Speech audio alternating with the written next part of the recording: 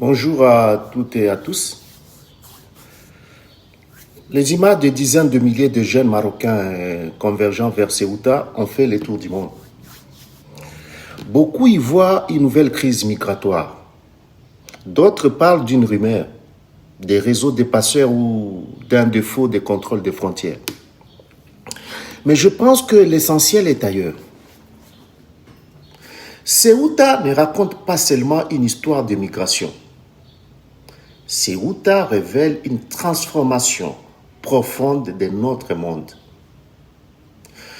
Je crois que nous sommes entrés dans une nouvelle époque que j'appelle la géopolitique de l'espérance.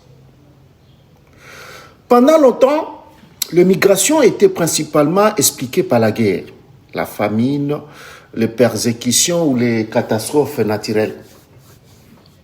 Aujourd'hui, un autre moteur apparaît. Les populations ne migrent plus seulement parce qu'elles fuient les pires. Elles migrent parce qu'elles espèrent le meilleur. Les amis, les smartphones et les réseaux sociaux ont profondément changé notre rapport au monde.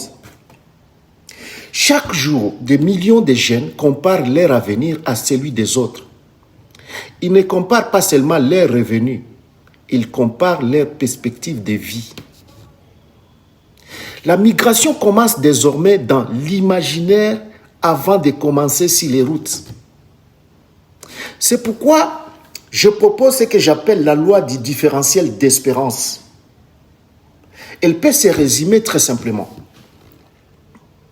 Plus les jeunes sont convaincus que leur avenir sera meilleur ailleurs que chez eux, plus ils seront tentés de partir, même lorsqu'ils ne fuient ni guerre, ni une famine, ni une catastrophe naturelle.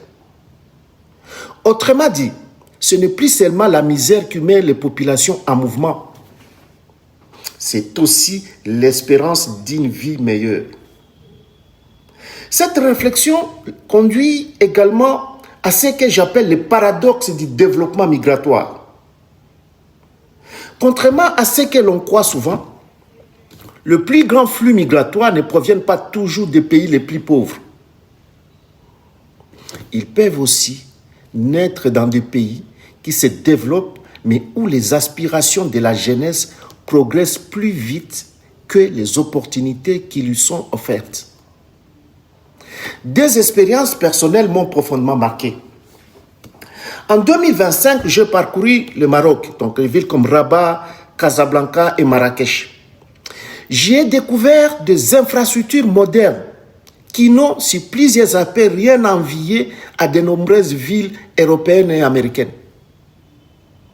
Quelques années plus tôt, en 2008, j'avais eu la même impression au Mexique, avec ses grandes métropoles, ses autoroutes et son important développement industriel. Pourtant, malgré ces progrès, de milliers de Marocains continuent de tenter de rejoindre l'Europe et de milliers de Mexicains continuent de risquer leur vie pour atteindre les États-Unis. Pourquoi? Parce que les infrastructures construisent un cadre de vie.